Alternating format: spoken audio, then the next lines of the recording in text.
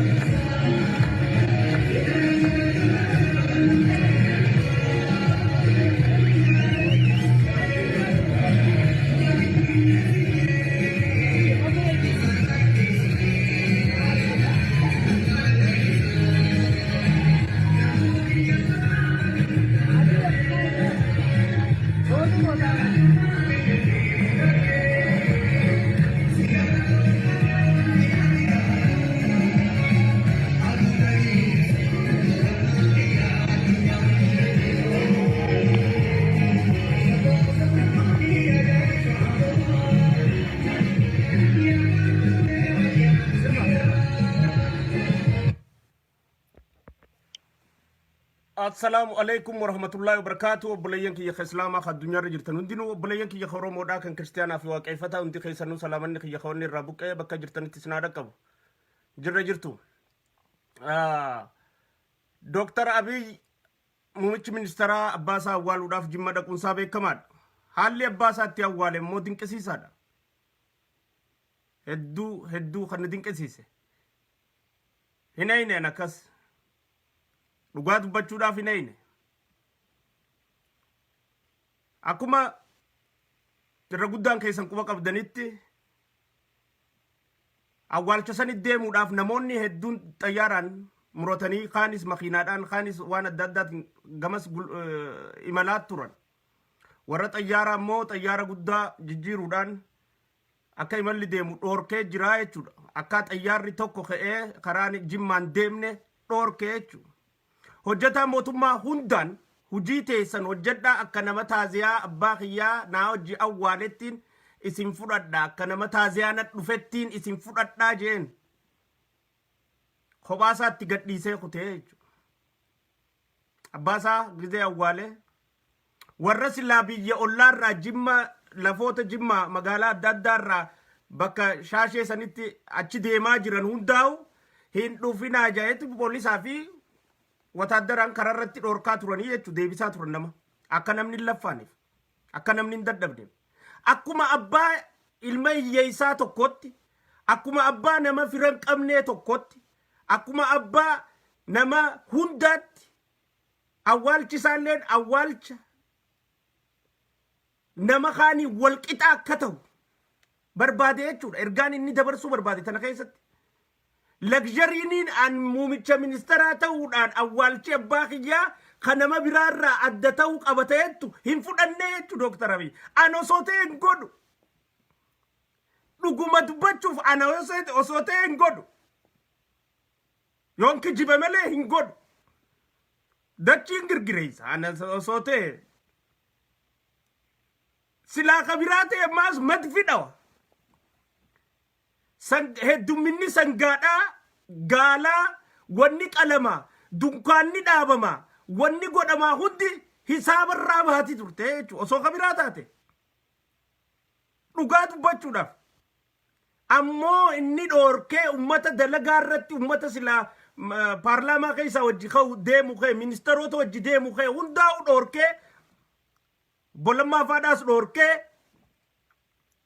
maayii irratti obbolammaan faan didanii jala dhaqan jechuudha. Isa duuba wajjin osoo hin deemee duubarraa itti dhaqan jechuudha.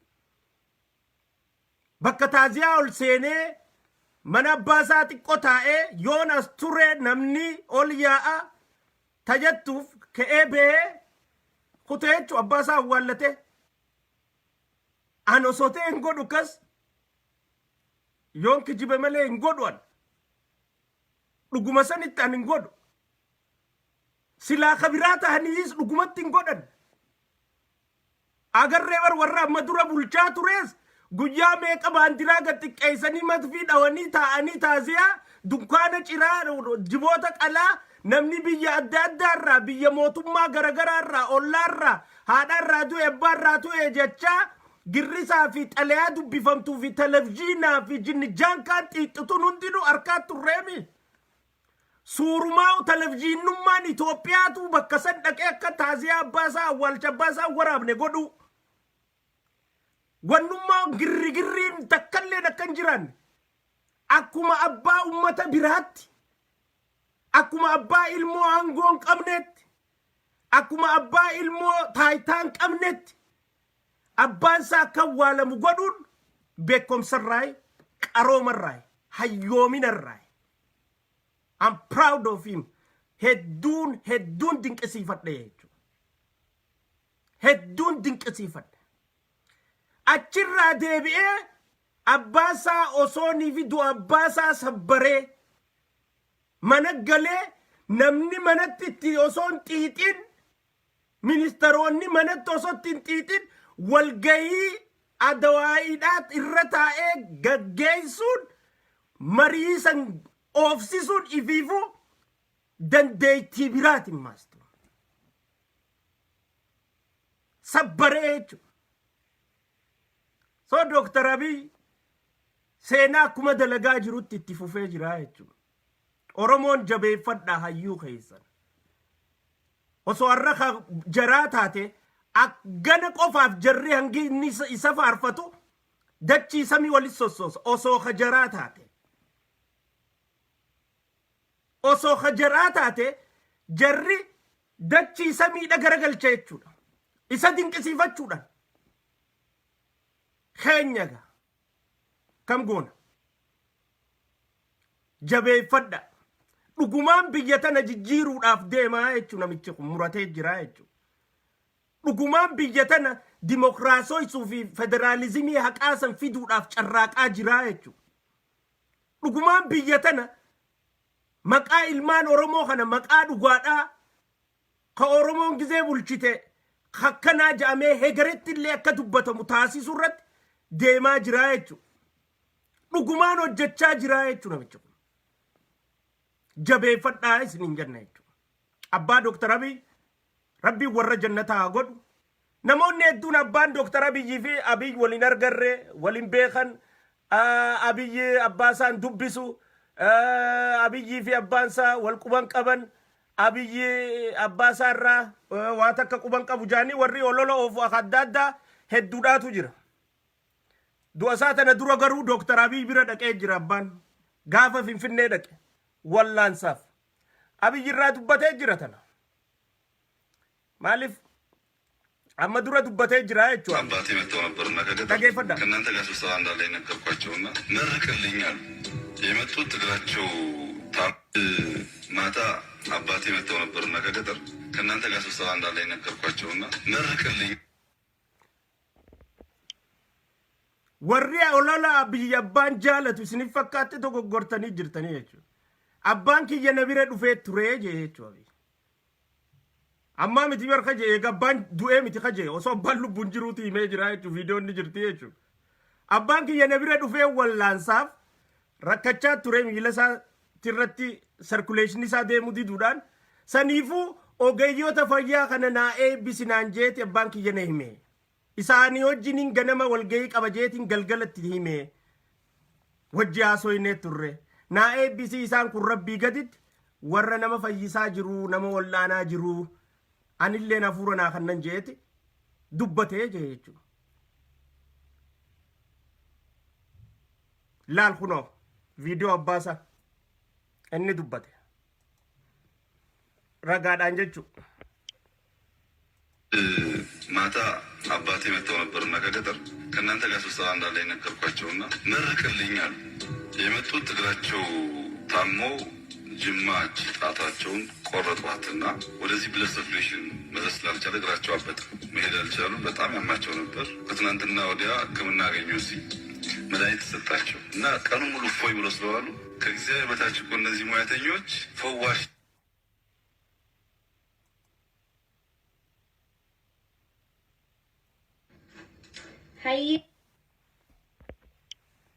ummanni kun rabbii gaditti warra nama wallaanu warra nama fayyisu tanaafuu isaan kana naa galatoonfadhu naan jee ololli abbaarra deemu san ka kijibaa ta'uudha nama agarsiisaa jechuudha. Abbaan isaa isa bira dhufeeti wallaansa barbaachisu harkatee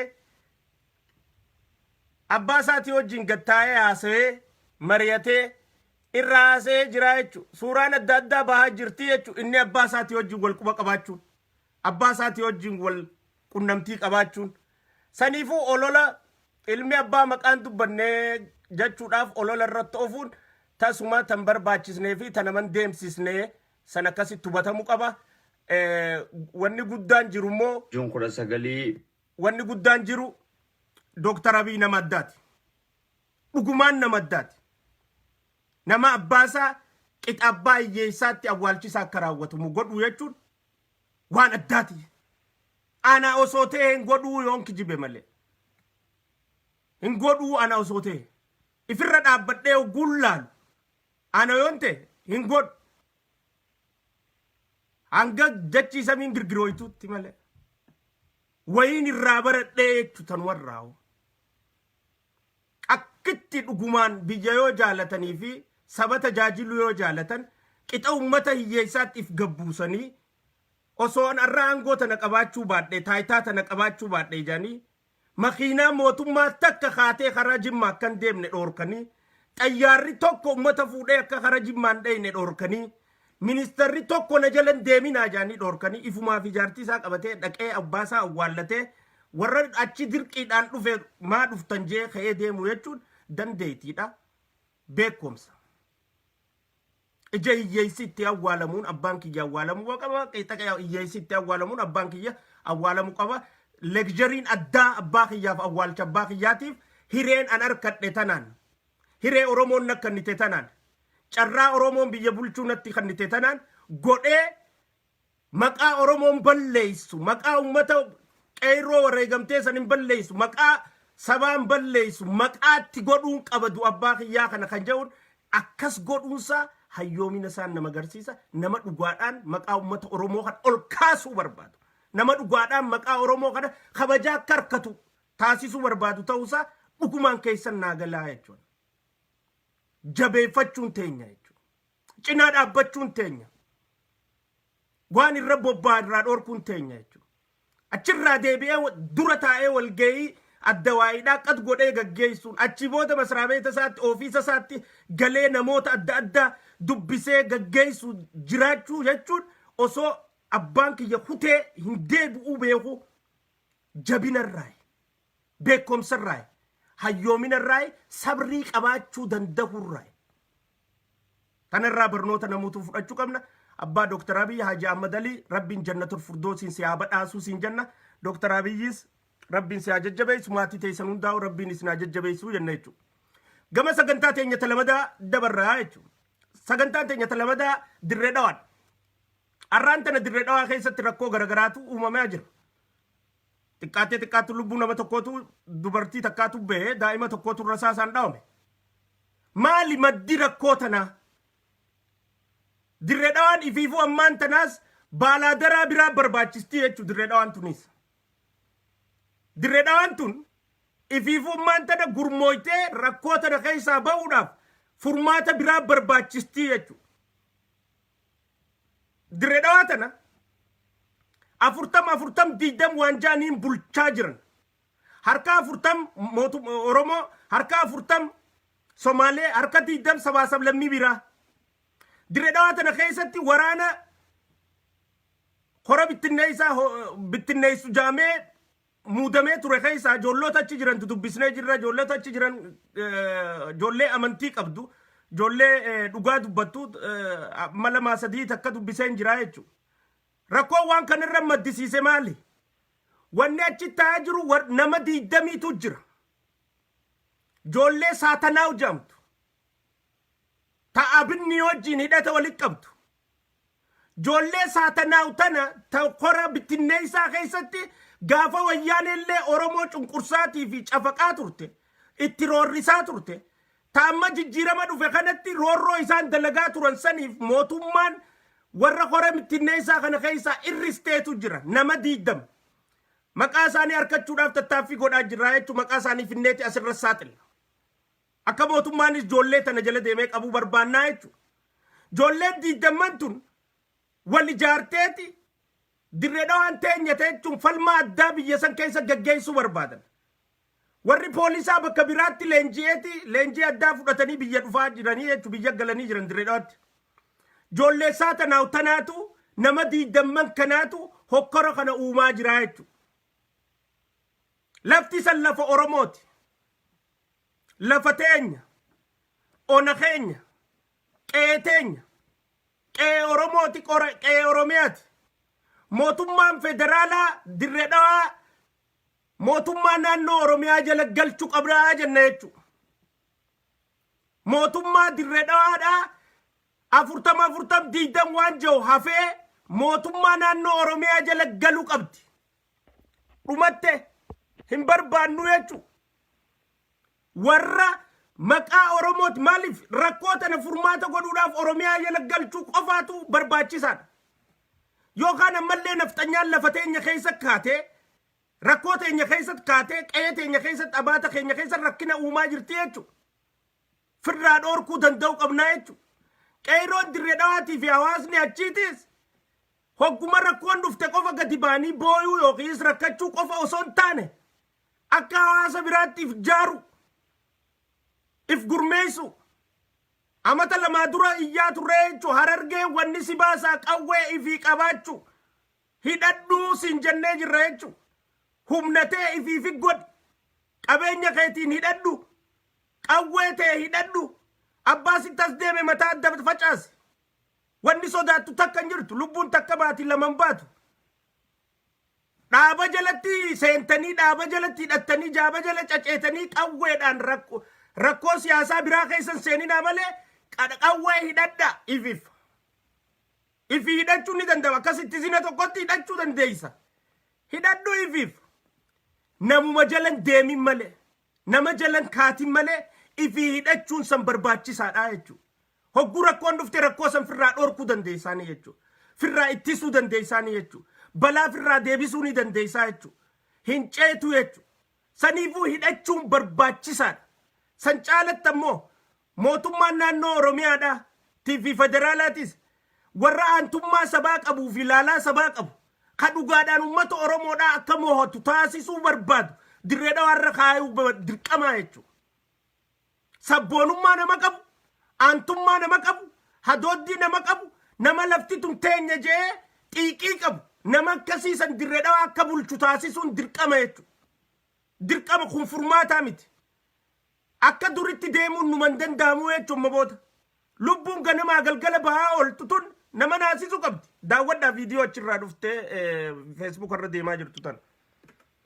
Bara 2019 magaalaa Dirree Dhawaa ganda Qafiiraa bakka jaamtii hokkaraa uumameen lubbuun obboleettii teenya takka dabarteeti jirti.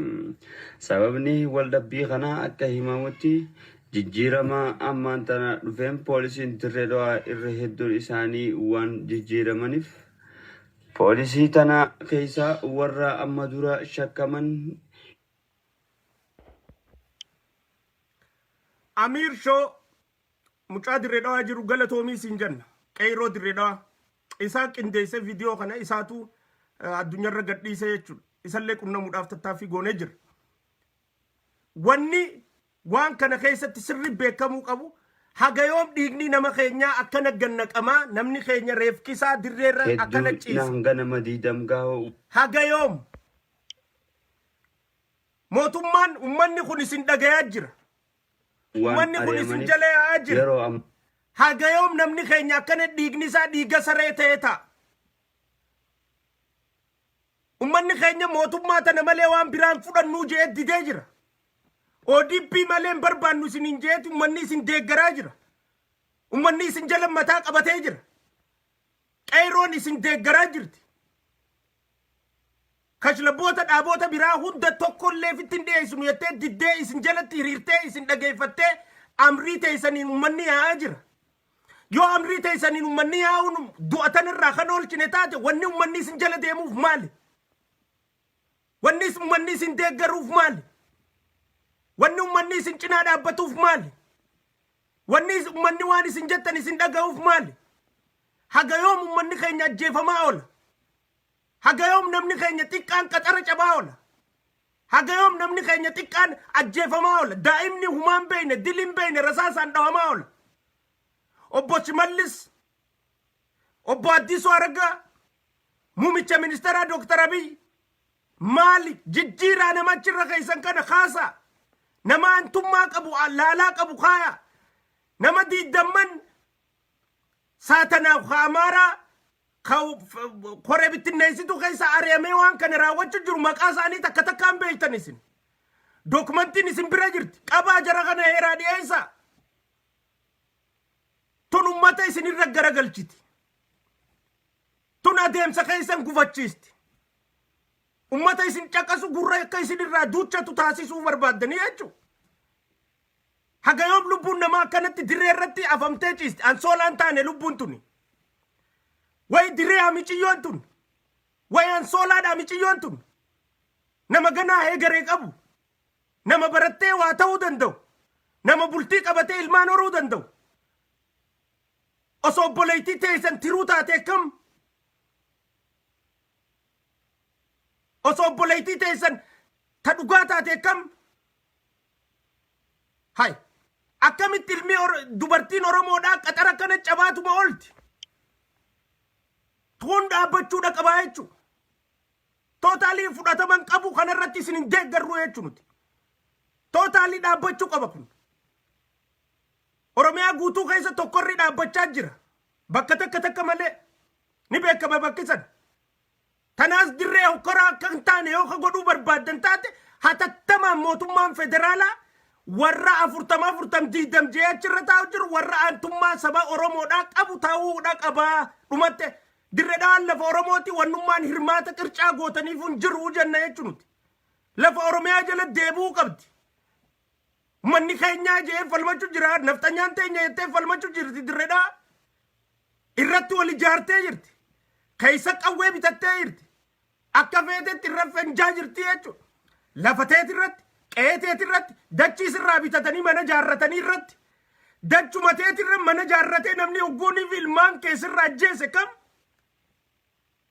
saniifuu ummanni keenya yookaan firraa dhoorkaa jenneen firraa dhoorkuudhaaf daqiiqaa takka ittiin fudhatu dhiigaa dhangala'uu ta'a ummata walitti kaasuun barbaannu nuti ummanni ol ka'ee ummata Amaaraa akka fixuun barbaannu ummanni ol ka'ee ummata saba biraati wajjin akka murruq ol godhuun barbaannu nuti wanni nuti barbaannu maali mootummaan namoota waan kana godhe diidammanuu hatattamaan qabdee heeraaf dhiyeessu tokkoffaa lammeeffaa mootummaan federaalaa mootummaa naannoo dirree dhawaa tana mootummaa Oromiyaa naannoo Oromiyaan bulchiinsa mootummaa naannoo Oromiyaa obbo Shimallis Abdiisaa jala deebisaa isaan jalatti amma isaanillee dilas dhiibbaa achirratti hin qaban ማለፍ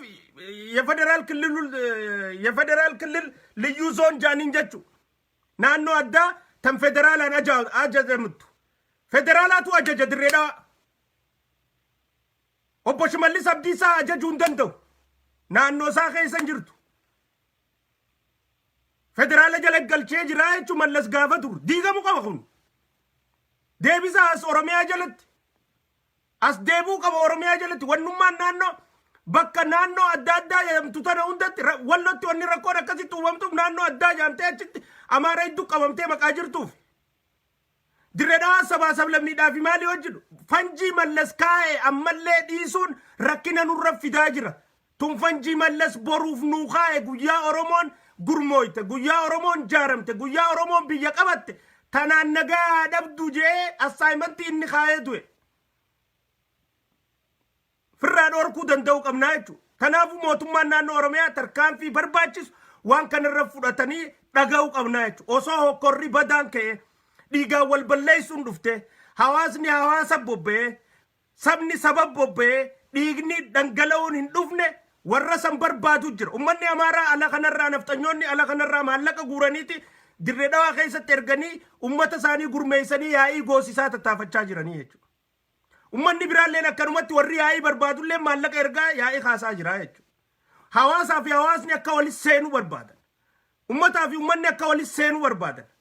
Sabaa fi sabni akka walis seenuu barbaadan. Warra tana keessaa dantaa barbaadutu jira.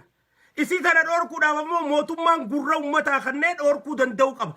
Balaa tana hanqisuu danda'u qaba jechuudha. Tana ta mootummaan dhaammannuti. Mootummaan hatattamaan osoo ooleen bulle ummanni diidamman saatanaa jedhamee sammuu Amaaraatiin jaaramee deemu jiru san hatattamaan heeraaf dhiyaachuu qaba. Ummanni keenya nagaa harkachuu qaba. Bobba'ee galuu qaba. Hay daa'imni kanaa gizee bakkayyuutti ajjeefame akkam ta'a? Dhageeffadhaamee waan mucaan jiru. Hedduu galatoomi Amiir. Antana akka nageenyi magaalaa tanaa boroof waan kana kan kakaasan poolisoota ari'aman ta'uu hawaasni himan. Akkuma duraan baratan makkalaakayaas ta'ee arbaa battaanii dirreedhaa yeroo rakkoon takka uumame ilmaan Oromoo irratti dhufaasuu malee ijaa gurra hin qabu. Micootni akkuma gabbaatee ulaa isaanii duratti ajjeefamuun isii waan hedduu garaa nama balleessuu fi hedduu malee nama dallansiisuu ta'uu hawaasni magaalaa dirreedhaa dubbatan. Dabbiin arra uumame tun Amaaraa fi Oromoo osoo hin taane garee abin kan ta'an garee shororkeessitoota hattoota biyya shororkeessuun warra jaaraman ta'uu hawaasni dubbachaa jira. Kanaafuu mootummaan kun hawaasa Amaaraatii fi Oromoodhaa wal dhahee osoo hin taane garee shiftoota hattoota abinniin hoogganamu kan saatanaa jedhamu kan poolisoota keessa ari'amaniini wanni kun ta'aa akka jiru dubbatamaa jira jechuudha. Ijoolleen nuti achitti dubbisnes tanuma nu himte maqaa namoota 20 silaa achitti waan kana godhaa jiraniitis akka nu ergan gaafannee jirra. Jala yaa'aa jirra. Mootummaan namoota 20 san qabdanii heeraa dhiyeessuu baattan asirra dhufneeti uummata Oromootii fi uummataafis beeksisnaa jechuudha. Namoota 20 san suuraa isaaniitii fi maqaa isaanii qofa barbaannaa jechuudha. Suuraa fi maqaa isaanii gadhiisna uummanni bakka harkatti harkaan irratti fudhadhaaf irraa dhoorkaa jennaan jechuudha.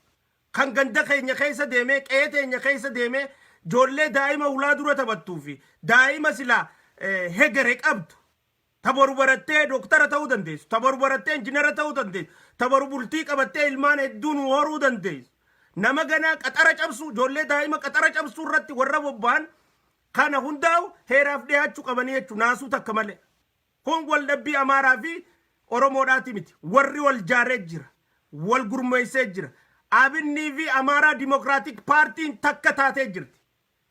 የአብን ህገወጥ ድርጅት ከአማራው ዲሞክራሲ ፓርቲ ጋር ተቀናይቶ ሀገር የማወቅ ስራን በጋራ እየሰሩ ነው ያሉት። ይሄ በግላጭ የአማራው ዲሞክራቲክ ፓርቲ እያሰራጨ ያለው ነገር ነው። የአብን ድርጅት እያሰራጨ ያለው ነገር ነው። ድሬዳዋ ላይ እየተከሰተ ያለው ገንዘብ እየላኩ ያሉት እነሱ ናቸው። እያስታጠቁ ያሉት እነሱ ናቸው። ብሔር ከብሔር ለማጋጨት የሚያደርጉትን ስልት መንግስት አውቆ ሳይረፍድ በጠዋቱ የሚያስፈልገውን እርምጃ መንግስት መውሰድ አለበት የሚል አቋም አለን። መንግስት ይሄን ዝም ብሎ ዝምታ የሚያልፍ ከሆነ ግን ህዝባችን ራሱን የመከላከል ግዴታ አለበት። ወደ እርስ በርሱ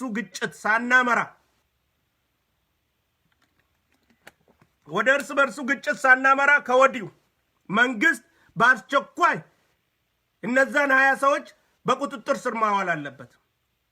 እንዳውም እኛ ጥርጣሬ ያለን ጀነራል በአማራ ክልል የሚገኘው ጀነራል እያቀናጀ በየቦታው ስርጭት እያደረገ ነው የሚል ሶዳሰን ቀብናችሁ ነምቸ ጀነራል ትቻ አማራ ከነ ከመናይዳቲ ቀይሮን ባፍቴ ከናቱ ዋን ከነ ለፈጀለ ገገይሳ ጅርቱ ተየቱ ሸኪዳ ቀብናችሁ ተነስርቱ መኒ ኦሮሞቲስ ቤኩ ቀባ ጆሌነሞ ኢፍጃራ ኢፍጉርሜይሳ አሳምነው ጽጌ ነው የሚባለው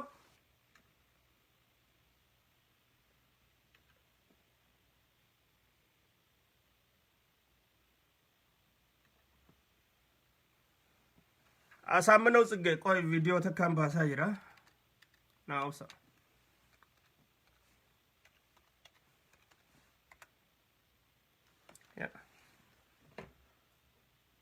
ያ አሳምነው ጽጌ የሚባለው ጀነራል ትቻ አሳምነው ጽጌ ጀን ከዱ ተነዳደቻ ጅሩ ሰኒቱ ዋን ከነ ለፈጀለ ገገይሳ ጅራ ተየቱ ሸኪ ቀብና ይቹ ተነስርት ቤከሙ ቀባ ነምኒ ኸኛስ ኢፌገኖ በርባቺስቱ ፊ ቆጲ በርባቺስቱ ጎዱ ቀባ ይቹ ዋን ከነ ፍራ ኢትሱዳፍ ሰዴፋ ነምቺ ጀነራል ትቺ አሳምነው ጽጌ ጃም ሁን ማል ጎዳ ጅራ ጀነራል ትቺ ሁን ናኖ አማራረቲ ሚሊሻን እንጃሬ ደሙ ጅሩንቱ ማሊፍ ወንኒ ዳደቹ ጅሮ ተሚ ከ500 ዓመት በፊት የገጠመን አደጋ በሚል የሚንቀሳቀሰው ምንድነው? ከ500 ዓመት በፊት ምንድነው የገጠመው? ምን አይነት ችግር ገጥሟቸው ነው? ከዛ የባሰ ችግር የሚለው አሁንስ ምንድነው? ተየቱ ላሉን በርባቺ ሳዳይቹ ኢሲተና ዳወዳ ዋን እንዲ ጎዳ ጅሩ ጆሌን ኦሮሞዳ ሼር ጎዳ ነፍጠኛ ቢራንጋ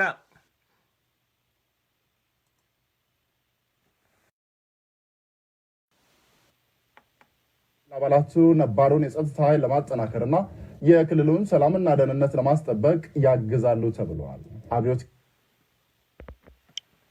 የክልሉን ሰላምና ጸጥታ ለማገዝ ያግዛል ተብሏል። በክልል ስም ጦር ሰራዊት እያደራጀ ነው እንጂ የክልል ሰላም የትኛው ሰላም ደፍርሶ ነው የክልሉን ሰላም ለማደራጀት ጦር ሰራዊት እያሰለጠነ ያለው? ከለላ ነው እንጂ እያደረገ ያለው ለጦርነት ግብዣ እያደረገ ከአማራው ክልል የሚወጣው ቲቪ እያቀረበ ያለው በክልል ስም በክልል በጀት ሽብርተኛ ጦር ሰራዊት እኮ ነው እያመለመለ እያሰለጠነ ያለው።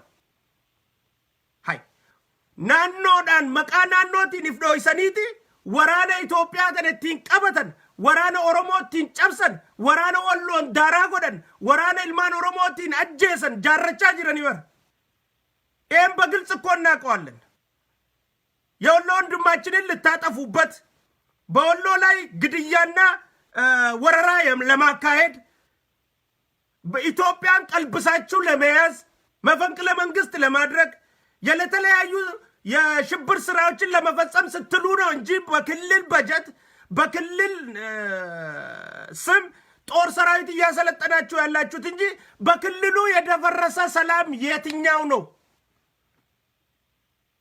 የትኛው ነው? ናኖ አማራት ነገኝ ቦረ ከሚሊሻ ቲሌንጂሱን ኢሳን ድርቅሲሱ ወራኒ አዳ ከኢሳን ረበነሜ ወራነ ፍራድ ኦርኩዳፍ ደሙ ጅረን ከሚ እንጅሩ የቹ የለም አጭበርባሪ ሁሉ በክልል በጀት አገር ልታፈርሱበት የምትሄዱትን ጦር ሰራዊት ይሄን አውቆ እኮ ነው መለስ ዜናዊ ይሄን ጀነራል አሳምነው ጽጌ እስር ቤት ድርግም አድርጎ ሲያስረው የነበረው። ይሄን አውቆ እኮ ነው ይታየዋል። ያ ሰውዬ እንደ እስክንድር ነጋ ይሄንንም ጥርቅም አድርጎ እስር ቤት ያስቀመጠው እኮ ስላወቀው ነው የሱን ጉድ። ከ500 ዓመት በፊት እንዲሆነላል የሚላውን ቂም ይዞ በሆዱ የሚሄድ ጀነራል መሆኑን አውቆታል። ያኔም ስላወቀውም ነው በመከላከያ ውስጥ ሊያደራጅ የተነሳውን ነገሮች መንግስት ስላወቀበት ነው እስር ቤት ያስገባው። እኛን ለማጥፋት ነው፣ ብሔር ብሔረሰቦችን ለማጥፋት ነው፣ ኢትዮጵያዊት ዲሞክራሲያዊ ሀገር ለማጥፋት ነው፣ ክልል የሚባለውን ነገር ለማጥፋት ነው እንጂ ጦር እየሰለጠነ ያለው ለክልሉ ሰላምና ጸጥታ ሲባል አይደለም። ይሄ ከለላ ነው፣ ሽፋን ነው። ይሄ መንግስትም ጠንቅቆ እኛም ጠንቅቀን እናውቃለን። መንግስት ለምን ዝም እንደሚል ነው ግራ እየገባን ያለው። ይሄ ሰውዬ ረፍዶ ችግር ከማምጣቱ በፊት ወደ ነበረበት ከእስር ቤት የወጡ ሰዎች እኮ ናቸው ችግር እየፈጠሩ ያሉት። አመሌ ረኮ ኡማ ወሪ ጅረን ይረጉዳል ወረመነ ዳቲቤ ነገ የክልሉን ጸጥታ ለማስከበር የሚሄድ ከሆነ እንደዚህ አይነት ንግግር ባላደረገ ነበር ጀነራሉ። አዳምጡት።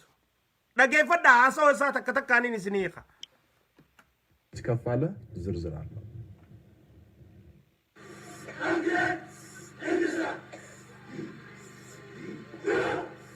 የክልሉ መንግስትና የሰላምና ደህንነት ግንባታ ጉዳዮች ቢሮ ከክልሉ የተለያዩ አካባቢዎች የተውጣጡ ሜ ወራነ ዲላከዳ ቀዌ ዲለተዳ ኡመተ ዲላከና ናኖ አማራ ኸይሰቲ ረኮተምቱ ኡመሜፊ በላተምቱ ኡመሜፊ ጭንቂተምቱ ኡመሜፊ ወራነ ከነ ለንጂሳ ጅረ ናኖ አማራቲፍ ቶፍታዳቹ ናኖ አማራቲፍ ጄቲ ኢትዮጵያቲ ቀበቹዳፍ ቶፍታ ኢሳን ኢቲፍ ጃረን መለ ኢሳን ኢቲፍ ጃረን አካታ ኢልማን ወሎ ኢቲን ፊጡ ያን አካታ ኢልማን ኦሮሞዳ አንጎራቲ ቡሱ ያን አካታ ኢቲ ብየ ቀበቹ ያን አካታ ሉሙጣን አረንጓዴ ቢጫ ቀይ ብየረት ኢትገዳቡ ያን መልኹ መለ ማልቱ ናኖ አማራ ከሰተ ሄ ኢሳያችሴ ኢሳረክሴ ነመኸቢቱ ቀዌ ኢሳን ዲፈተ ኢሳን ሶዳችሴ ዋን ከነ ጎዳ ጅረን ጀቴ ይወላልተን ጅርቱ የቹ ነገፈዳ ልዩ ኃይል አባላትን አሰልጥነው አስመርቀዋል። የልዩ ኃይል አባላቱ ለ3 ወራት ያህል በአካል ብቃት እነኚህ ሁሉ የአብን ጦር ናቸው። ሰላም ለማስከበር የሚሄዱ ኃይል አይደሉም። አገር ለማሸበር የሚሄዱ ኃይል ናቸው።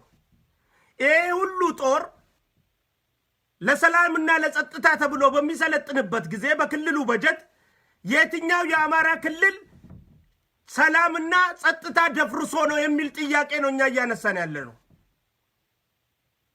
የትኛው ፖሊሳዊ ሳይንስ በስነ ምግባርና ልዩ ልዩ ዘርፎች ስልጠና ወስደዋል። ላል ወራኔ ዱሚና ለንጂሳ ጅረን ሁምና ኢሳን ለንጂሳ ጅረን ኤኙፍ አገር ለመውረር ነው። ኢትዮጵያን ለማፈራረስ ነው። ወሎን ለመውረር ነው። ስልጣንን መልሶ በእጃቸው ለመቀልበስ ነው እንጂ በአማራ ክልል የተፈጠረ የደፈረሰ ሰላም የለም። ረኮናኖ አማራ ከይሰቲ ሙደቴ ነገኝ ቦሮዬ አማሪ ሪበ ደቤፊ ነገሰን ደፈቹ ዳየቻ ዋን ከነ ጎዳ ጅሩ ተከለኑን ጅርቱ የቹ አሳምነው ጽጌ በደንብ ነው የሚታወቀው። ከ500 ዓመት በፊት ምን ሆነና ነው እንደ 500 ዓመት በፊቱ ያለ ችግር ዛሬም ከዛ የባሰ ችግር ገጥሞናል። ወንዲ አመድ ዲበሸን ዱራ አመጋ ኩመለማ ፊ ኩደለማ ብየት ኩመለማ ፊ ኩደለማ ዮቴ ከኢትዮጵያቲ አመድ ዲበሸን ጊዜ ራይሪስቴ ኩመተኮ ፊ ዲበሸን ፊ ኩዳ ኩመተኮ ፊ ዲበሸን ፊ ኩደለማ ተዋፋየቹ አመድ ዲበሸን ጊዜ ራይሪስቴ አመ ኩመለማ ፊ ኩደለማ ዮ ዲበሸን ራይሪስቴ ኩመተካ ፊ ዲበሸን ፊ ኩደለማ ታየቹ ኩመተካ ፊ ዲበሸን ፊ ኩደለማት በረሰኒቲ ማልቱቴ bara kuma tokko fi dibbashanii fi kudha lama sanitti fi kudha sadi kudha afur toora kanatti wanni ta'e maali? Wanni arra sanirra jabduudhaan nu harkatee jiru. Zamana sanis zamana amaarri cabe. Zamana nugusni amaaraa cabe. Zamana bulchinsi amaaraa cabe. Zamana Yohaannis hafuuratti itti kutee jechuudha. Zamana jilbiiffatan. Zamana irriba dhaban. Zamana namni isaan tuffatan aangoo irraa fudhate. Zamana namni isaan ni dandeenya jaan humna jalatti isaan bulchuu eegale. Zamana waa hunda keessaa tapha hunda keessaa itti baani nugusummaa fi maaliif mixirqeen tun hundinuu zamana ittiin caban ture zamanni isaan. Zamana ittiin hirriba dhaban. Arrallee zamana sanii caalaatu nu mudachuu jira wanni inni ja'uuf tanaa jechuudha. Dhageeffadha waan inni dubbatu.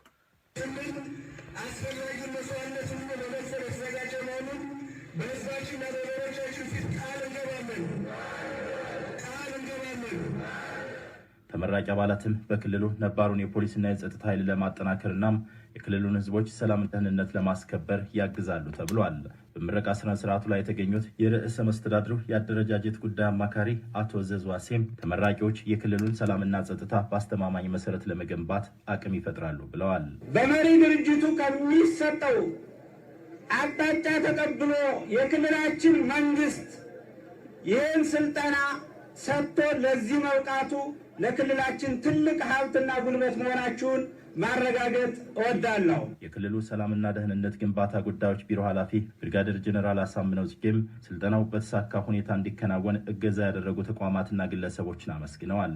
ተመራቂ አባላትም የክልሉን ህዝቦች ደህንነት የመጠበቅና የክልሉን ጸጥታ የማስከበር ኃላፊነታቸውን እንዲወጡ መልእክት አስተላልፈዋል። ዮኒ ፊ ወራነ ሳኒ ከነ አደረ ከላልቱ ታተ ጥቆኒፍ ቦተ ሲዴቢሳ ጦሩን ግንባራቸው ላይ ያሰሩትን ሻሽ ብንመለከት ላል ኢራን ሲኻ ቪዲዮዳ አረንጓዴ ቢጫ ቀይ አረንጓዴ ቢጫ ቀይ አረንጓዴ ቢጫ ቀይ የክልሉን አርማ አስመስለው የወሰዱት አረንጓዴ ቢጫ ቀዩን የእስክንድር ነጋን የአብንን አርማ ነው። ለማታለል ነው መጀመሪያም አረንጓዴ ቢጫ ቀዩን የክልሉ አርማቸው ያደረጉት። ያንን የሚኒሊክ አርማ ነው ይዘው እየሄዱ ያሉት እንጂ ወኒሳን አደረኻ የተኒ ዴማ ጅረን ታንወንታሰን ታይለስላ ተሚኒሊክሰን asirra maratanii wanni deemu jira akkuma nuti diimaa magariisa diimaa dhalaan teenya qaa gootee dhiirti teenyaas gootee filaan daaraatti kaayisutti warri akka kiyyaa kan rifeensa hin qabne kun diimaa magariisa diimaa kana godheeti filaan daaraa keessa kaa tooftaadha jechuun gubbarratti diimaa magariisa diimaa eenyummaa keetti alaabaatee ibsu jirta itti keessaa jechuudha. Isaanis akkasumatti carqii magariisa fi kana alaabaa isaanii himtu tana godhatanii yaa'aa jiranii jechuudha. Maaliif? Maqaa naannootiin tooftaadhaan waraana humna jabeeffachaa yaa'aa jiranii jechuudha. Heegareef dhageeffadhaa waan ጀነራልቲchi kun jedhu መልእክት አስተላልፈዋል። ለሰላም ምኞታችን ለሁሉም ህዝቦች ቢሆንም ሁሉም እጅግ ስላለው የበለጠ ደግሞ እንደ አማራ ትንሽ ማሰብ የሚያስፈልግበት ጊዜ ብቻ ሳይሆን መስራት የሚያስፈልግበት ጊዜ ነው። ምናልባት በታሪካችን ወደኋላ ሄደን ከ500 ዓመት በፊት እንዲህ አይነት ትልቅ ፈተና ገጥሞን ነበር። ስለዚህ ጦሩ እየሰለጠነ ያለው ከ500 ዓመት በፊት ለገጠመ ችግር እና አሁን እንደዛ እንደ 500 ዓመት በፊት ገጥሞቹ እንደነበረው አይነት ችግር እንዳይገጥማችሁ ለመከላከል ነው ጀቹ ከ500 ዓመት በፊት የገጠማችሁ ችግር ምንድነው? አሁንስ ከዛ የባሰ የገጠማችሁ ችግር ምንድነው? ስለዚህ ችግሩ የክልል ችግር አይደለም ጀቹ። ከ500 ዓመት በፊት እኮ በክልል የደረሰባችሁ ችግር የለም። አከናኖት አመተ ዲበሸኒ ኦል ናኖን አማራ ጃኒኒ እንጅርቱ አማራ ወንጃን እንጅሩ ከ500 ዓመት በፊት እኮ አገውና ቅማንትን አማራ ብላችሁ ስትገሏቸው ነበር ይታወቃል። የትግራይ ልጆችን ስትገላቸው ነበር ይታወቃል። የኦሮሞ ወሎ ልጆችን ስትገሏቸው ነበር ይታወቃል። የእምነት ለውጥ እንዲመጣ ስትቀሰቅሱ ሲደረግ ነበር። ታሪክ ይታወቃል እኮ። ከዛ በኋላ ነው በዮሐንስ አንከርካሪያችሁ የተሰበረው። ከዛ ነው የበላይነት ዮሐንስ በላይነቱን የወሰደው። ከዛ ነው አማራ የሚለውን ነገር ማስፋፋት ያልቻላችሁት። አብሲኒያ የሚለውን ነገር ማስፋፋት ያልቻላችሁት። ውድቀቱ የመጣው ከዛ በኋላ ነው። የአገው ህዝብ ዛሬ ተርፎ እኮ አገው ነኝ ሲል፣ የቅማንት ህዝብ እኮ ዛሬ ተርፎ ቅማንት ነኝ ሲል፣ ከዛ ቀን በዮሐንስ እኮ ተርፈው እኮ ነው። ልትጨርሷቸው ነበር፣ አልቻላችሁም።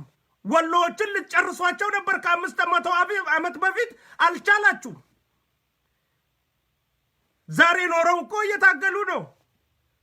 ስለዚህ አመሌ ወንን ኢሳን ደመኒፍ አካመተ ዲበሸኒ ኦሊት ኢሳን ከነ ፊጡ ደደምነት በላ ጨቡዳ ሀሚሌ ጨቡ አንጎ ደቡ ዋን ኢሳን ሙደቴ ከደ አመሌ ዴቢሰኒን ኑዋርከም ሙደቴ ጅት በላን ኑ ሙደቴቱን ተሰንጫልቱዳ በላ ተነፍራ ኢትሱዳፍ ሁብነ ኬኛ ጀቤፈቹ ቆፈው ሰተን ደለጉደ ኑ ፌሲሳዳ ቱንዳምሰ ጉዳዳ ኦሮሞዳፍ አንጋዎተ ኦሮሞ ቦሽመልስ አብዲሳ አንጋዎተ ኦሮሞ obbo Shimallis Abdiisa, obbo Addisuu Araggaa, muummicha ministeera, akkanumatti illee raayyaa ittisaa kabajamoo obbo Lammaa Magarsaa hunda keessaniifuu dhaamsa guddaadha jechuudha. Namichi kun osoo balaa biraan finne, osoo rakkoo biraan finne, hatattamaan adabamee heera jala dhiyaachuu qaba. ከዚህ ስልጣን ይህ ግለሰብ መነሳት አለበት። ሌላ ደም መፋሰስ በህዝቦች ዘንድ ሳያመጣ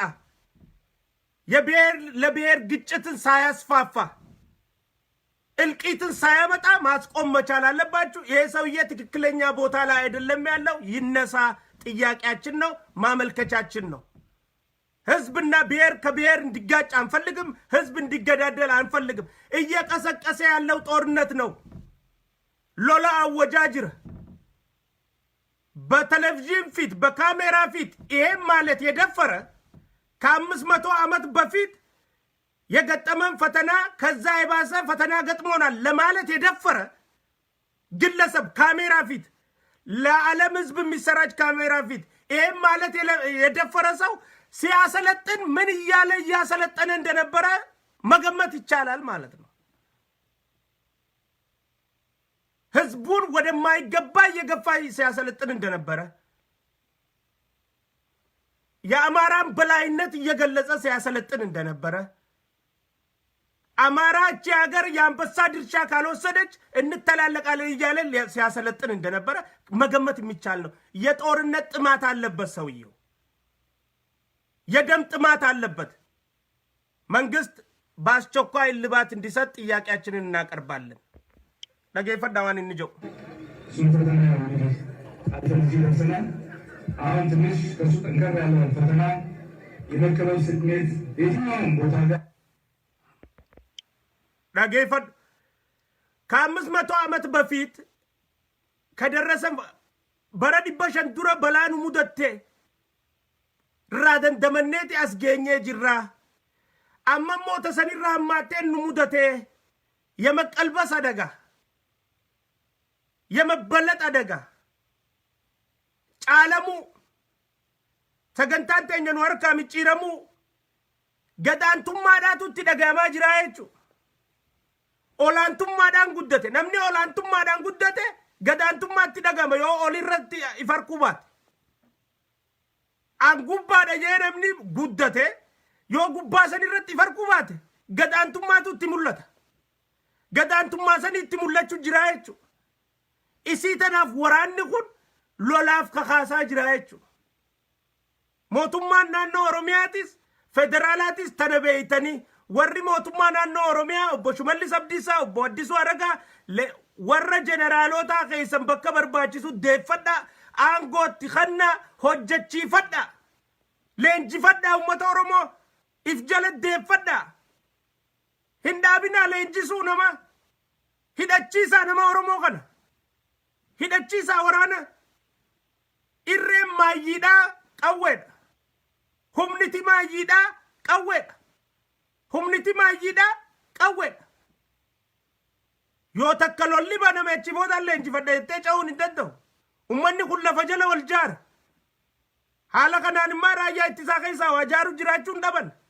isaanuma kana warri dirree dhawaattis waa ergu ala kanaayis achiis gamanaayis waa ergee lafa jala waa dalaga jarri akka keenyatti miti gubbarratti irraa mul'attu namichi qoma dhiibbate ምን ያህል ደፋርነት ነው ምን ያህል ህግ መጣስ ነው ደረቱን ነፍቶ ካሜራ ፊት ቆሞ ከ500 ዓመት በፊት የገጠመን አደጋ የበለጠ አደጋ ገጥሞናል ይሄንን መጋፈጥና መቀልበስ አለብን የሚል የጦርነት ጋጋታ ለመፍጠር የሚያነሳሳ ሎላካሱ ጅራበር አፌራ ሎላ ጎዱ ጅራበር ታዲያ ግልጽ ወጥቶ ይሄን ካለ በድብቅ ምን ብሎ ሲያሰለጥን እንደነበረ መገመት ይቻላል ያችሁ የሰውዬ በተደጋጋሚ አዲስ አበባ ውስጥ ታይቷል ፍንፍኔ ውስጥ ታይቷል ካብኑ ዶክተር ጫማ ጋራ ሂልተን ሆቴል እየተማከሩ በተለያዩ ሰዓት የተለያዩ ገንዘቦችን ከባለ ሀብታሞች ወስደው ሲወጡ ታይቷል ካሁን በፊት ተናግረናል እዚህ ላይ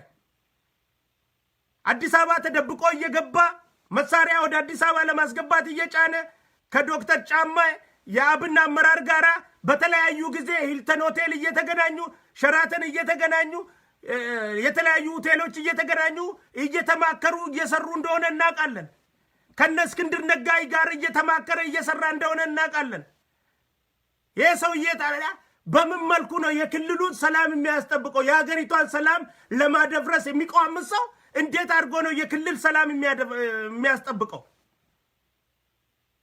hindan dawechu namni mootummaa Itoophiyaa jeequu barbaadu mootummaa naannoodha akkamiin nagaa eeguu danda'aaf hin danda'u ከስር ነው የሚጀምረው ሰላም ከላይ አይደለም የክልልን ሰላም መጠበቅ የቻለ ነው የሀገር ሰላም መጠበቅ የሚችለው የክልሉን ሰላም መጠበቅ ያልቻለ የሀገር ሰላም እንዴት አድርጎ ነው መጠበቅ የሚችለው አይችልም በአገሪቷ ላይ ጦርነት እየጠራ ሁካታን እልቂትን የእርስ በርስ ፍጭትን የቦምብ ጋጋታን የታንክ ጋጋታን ግድያን ደምን እግረ ቆራጣ እጀ ቆራጣ አይነ ስውር እንዲፈጠር እልቂት እንዲፈጠር የሩዋንዳው እንደዛ አይነት እልቂት ነው እየጋበዘ ያለው የሰውዬ ስለዚህ ቸል የሚባል ጉዳይ አይደለም መንግስት ትክክለኛ ትኩረት በመስጠት ይሄን ሰውዬ በሚገባ በቁጥጥር ስር አውሎ ከአብዲ ሌጋ ቢፈልግ ካርታ ይጫወት እዛ ተመልሶ ይጫወት እዚህች ሀገር ላይ ጦርነት የሚያውጅ ማንኛውም ለጦርነት የሚቀሰቅስ ቃላት የሚናገር ባለስልጣን ሁሉ ተጠያቂ መሆን አለበት ዶክተር አብይ አህመድ የተከበሩ ጠቅላይ ሚኒስትራችን በየትኛውም ክልል ጥይትና ግጭትን የሚያነሳሳ ማንኛውም መሪ ውሎ ሳያድር በቁጥጥር ስር ውሎ የህጉን ማግኘት አለበት ፍትህ ማስተጋባት ካልቻለ ሰላም ማስተማር ካልቻለ አንድነትን መስበክ ካልቻለ መከባበርን መስበክ ካልቻለ ጦርነትና ሁካታን የበታች ሆነናል የበላይ እንሁን ብሎ ቅስቀሳ ተደፍረናል መደፈር የለብንም እንጋደል ብሎ ማሰልጠን በክልሉ በጀት በፌደራል መንግስት በጀት የሚያደርጉ የጦርነት ግብዣን የሚያደርጉ ማንኛውም የክልሉ መሪዎች የክልሉ ባለስልጣኖች በፌደራል መንግስት ቁጥጥር ስር ውለው ለህግ መቅረብ አለባቸው አያስፈልጉም ስልጣን ላይ መቆየትም አያስፈልጉም ህዝብ ውስጥ መንቀሳቀስም አያስፈልጉም ሰላም ሊመጣ የሚችለው በዛ መልኩ ብቻ ነው እንደንደም ይሆን ነመከና አንጎረድ ይሰኒ ነመ ቢየጄቁዳፍ ወራነ ለንጂሱ ነመ ቴሌቪዥን ዱራ ዳበቴ አማምተ ዲበሸን ዱራ ሚደምኔ ቱሬ በላሰን ጉዶ ሰኒቱ ተሰንጫልቱ ኑዱፌ ጅራ ፍራ ኢትሱ ቀብነ ጄ ነመ ኻኻስ ሎላፍ leenjii godhu maqaa naannootiin kun aangorraa bu'uu qabaa. Hin sobaminaa, mataa gadi hin qabatinaa, wal kabajaa wajji deemuu fi mataa walii gaqqabuun tokkoo miti. Kabajaa walii qabaachaa deemuu fi mataa walii gaqqabuun tokkoo miti. Kabajaa kuntaala abbaatu eeggata. Abbaatu eeggata. Qunnattiis abbaa firraa deebisa. Hidhaadhaa bee kabajaa hidhaadhaa bee san isaa balleessu jira. Eega kabajaa hidhaadhaa bee san inni balleessu jiraate hidhaa ol naquu dhagaa. በቀይሮ ደም ያገኘውን ነፃነት እያደፈረሰ ያለው ራሱ ጀነራል አሳምነው ጽጌ ነው። ስለዚህ አሳምነው ጽጌ እያደፈረሰ ያለውን ሰላሙን እኛ የምናጠራለት ምክንያት የለም። አሳምነው የጦርነት እኔ ብዙ ጊዜ ከእስር ቤት የወጡ በተለይ በወያኔ ዘመን ታስረው እስር ቤት የነበሩ ሰዎች አብዛኞቻቸው ጤነኛ አይደሉም። አሁን አሳምነው ከእስር ቤት ወጥቶ ይሄ ቀይሮ ትግል ባይመጣ እኮ እስር ቤት ነሽ አሁንም ድረስ ታስረሽ እኮል እየተቀጠቀጥሽ ሊሆን ይችላል። እስር ቤት ውስጥ ቁጭ ብለው መፍሳት የጀመረ የለመደ የከረመ ሰው ከእስር ቤት ውጪ ሲወጣ አሁንም እንደታሰረ ነው የሚሰማው። ዶክተር ጀነራል አሳምነው ጽጌ ነፃ የወጣ አይመስለውም አሁንም ድረስ። የኢትዮጵያ መከላከያ ሚኒስተር ካልሆንክ በቀር ነፃ የወጣ ካልመሰለ ችግር ነው። የመከላከያ ሚኒስተር ኢታማዦር ሹም ካልሆንክ በቀር አገር ሰላም አትሆንም የምትል ከሆነ ችግር ነው። ስለዚህ አሳምነው ጽጌ በአስቸኳይ የፌደራል መንግስት ጥያቄያችንን የምናቀርበው እንዲህ አይነት ሰው ችላ በተባለ ቁጥር ሌላ እንዲህ አይነት ሰው ከሌላ ክልል ይፈጠራል። ስለዚህ እንደዚህ አይነቶቹን በአስቸኳይ እልባት መስጠት ለሌሎቹ ሊፈጠሩ ለሚችሉት ትምህርት ማስተማሪያ ነው የሚሆነው። በአስቸኳይ አሳምነው ጽጌ ለተናገረው ቃላት ከስልጣን መነሳት አለበት። ይቅርታ መጠየቅ አለበት። ለህግ መቅረብ አለበት። የምኒልክ ሰፋሪን አይዲዮሎጂ ይዞ የሚንቀሳቀስ ማንኛውም ሰው ስልጣን ላይ መቀመጥ አይችልም። ምኒልክን በቤቱ ማምለክ ይችላል ጌታ አድርጎ። ምኒልክን በቤቱ ማምለክ ይችላል ፈጣሪ አድርጎ። የምኒልክን አስተሳሰብ ግን በብሔር ብሔረሰቦች ውስጥ እዘራለሁ፣ ያንን አይዲዮሎጂ ሌላው ብሔር እንዲቀበል አስደርጋለሁ የሚል አካል ሁሉ ለህግ መቅረብ አለበት። የምኒልክ ዘመን አይደለንማ ያሉን ያለነው እኮ ሩቅ ነን። ከምኒልክ ዘመን በጣም ርቀናል። ላንመለስ ርቀናል። ላንመለስ ከምኒልክ ዘመን ርቀናል። ላንመለስ የተገኘውን ሰላም ለማስጠበቅ ግን እንደዚህ አይነት የጦርነት ሱስ ያለባቸው ሰዎች እልባት ማግኘት አለባቸው። እሱን ሁኔታ ለመቀልበስ የዚህ ትውልድ ኃላፊነት ነው፣ የዚህ ኃይል ኃላፊነት ነው። ስለዚህ ልዩ ኃይሎች ከአሁን በኋላ መብቶቻችሁን ለእኛ ለአዴፓ ለመንግስት ተውት፣ ግዴታችሁን ብቻ እንድትወጡ አደራላችኋለሁ። የአማራ ክልል ምክትል ርዕሰ መስተዳድር የዚህ የልዩ ኃይሉ ትልቁ አደራ የሚጋረጥብንን ፈተናዎች መቀልበስ ነው። የሚጋረጥብንን ፈተናዎች መቀልበስ ነው በምትልበት ጊዜ የሚጋረጥብህ ፈተናዎች ምንድን ናቸው? እነዛን ፈተናዎች ሲያጋረጡብህ እነማን ናቸው? በአማራ ክልል ውስጥ ያሉ፣ ምክንያቱም ይሄ የክልሉ ሚሊሻ ነውና። በአማራ ክልል ፈተና የሆነብህ ማን ነው? የለም። ሰላም ያሳጣ በአማራ ክልል የለም። አማራ ክልል ነው ወሎን ሰላም እያሳጣ ያለው። ከሚሴን ሰላም እያሳጣ ያለው አማራ ክልል ነው። ወንድሞቻችንን ሰላም እያሳጣ ያለው አማራ ክልል ነው።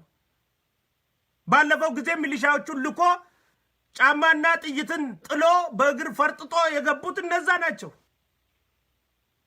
ዶክተር አምባቸው ትንሽ ሻል ብለዋል መሰለኝ። ከበሽታቸው የተሻላቸው ይመስለናል። አሁን ለራሳቸው ጥይት በግንባር እንጂ በጀርባ ከገባ አንቀበር የሚለው ድለቃ ሲደልቁ ቆይተው ጦራቸው ከጀኋላ ሲመቱ ቀብሮ ከዛ በኋላ ዶክተር አምባቸው ሸሸግ ብሎ ነው ኃላፊነቱን ለጀነራል አሳምነው አንተ ተወጣ እኔ ከፊት አልሁን አንተ ስራውን ስራ ያላችሁ ነው የሚመስለው። ስለዚህ ዶክተር አብይ እንዳትዘናጋ፣ የመከላከያ ሰራዊት ሚኒስተር የተከበሩ ለማ መገርሳ እንዳትዘናጋ። obbo Addisu Araggaa kabajamoo pirezidantii itti aanaa pirezidantii mootummaa naannoo obbo Addisu Araggaa hoogganaa waajjira obbo Shimallis Abdiisaa itti aanaa pirezidantii mootummaa naannoo Oromiyaa ifin dagatina generaalota keessan deeffadha generaal Kamaal Galchuu deeffadha waltaa generaal Haayiluu Goonfaa deeffadha fudhadha leenjifadha akka waal dalagan kaaya daleessifadha ummanni nu kasaa ka angorraa bu'e ka generaalaa ka hidhaarraa ba'e hundaa'u daleessifachuu jirani isin isa sarkifadhaatiif wajjin waliigalaa garaagarummaa qabdan fixadhaati leenjifadhaa dalagaa wajjin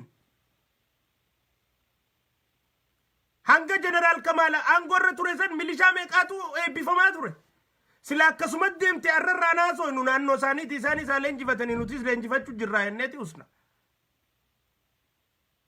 wanni maanta na usuutinneef teenyata leenjiteehu kara kuttee nagarre leenjiin itti fufuutti hin jirtu jarri lafa jala jabeesseeti naannoo teenya naannoo yaa'ii godhu jira naannoon isaanii nagaa qabdi boru okkora biraatiif qopheessuudhaan qilbasaa biraatiif yaani adabatanii numan ta'an Oromoo jala bulanii numan ta'an isaan tana sirri beeynaa bara Oromoodhaaf mataa qaqqabatanii Oromoon taraansii tasiiti yaanu bulchitu jaanii abadan numan bulan tana ni beeynaa bara dhibbarraa dhibba beeyna tana akkatti siyaasaan dalagamuu qabduutu akka biraati tanaafu mootummaan federaalaa mootummaan naannoo hundi if yaadadhaa if hin dagatinaa wanni namicha kun oofu jiru waan laaftuudhaa miti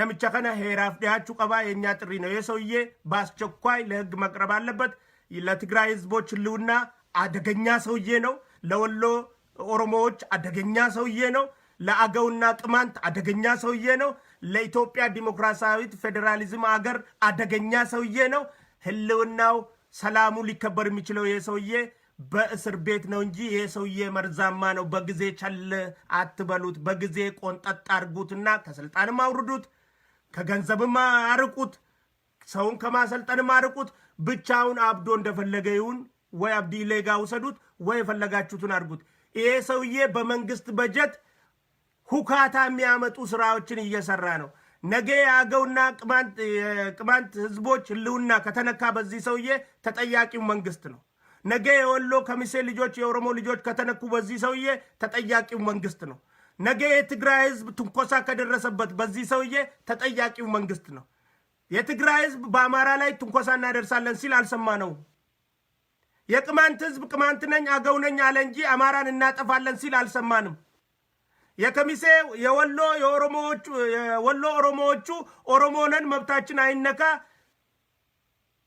ክብራችን አይነካ ነው እንጂ ያሉት አማራን እናጠፋለን ሲሉ አልሰማንም እኛ የሰማነው ጀነራል አሳምነው ጽጌ ከ500 ዓመት በፊት እንደዚህ አይነት ፈተና ገጥሞናል ከዛ የባሰ ፈተና ነው ይሄና ይሄን መቀልበስ አለብን ብሎ ሚሊሻ ሲያሰልጥን ግን አይተናል ሰምተናል ችላ ሊባል አይገባም ከወዲው በጠዋቱ ይሄን ሰውዬ መላበሉልን ለህግ አቅርቡት ተጠያቂ አርጉት እንዲህ አይነት ደፋሮች ሳይበራከቱ እንዲህ አይነት ህገወጦች ሳይበራከቱ እንዲህ አይነት የህዝብን ሰላም ለማደፍረስ የሚፈልጉ ሳይበራከቱ በጊዜ ለህግ አቅርቡት ተጠያቂ አርጉት አራፍተን መረቲን ዳባ ዛተ ከገየጅራ ጆሌ ብያ ተዛተ ከቢረም ኩቲና እንጀቴ ነው ወይ ዋቶ ሄዱ ጅራ ገለቶማ ወሪና ዳጎቻ ቱርተኒ ጉያ ጋሪ ቀባዳ ረቢ የቻኒ ስንጃለዳ السلام عليكم ورحمة الله وبركاته نجات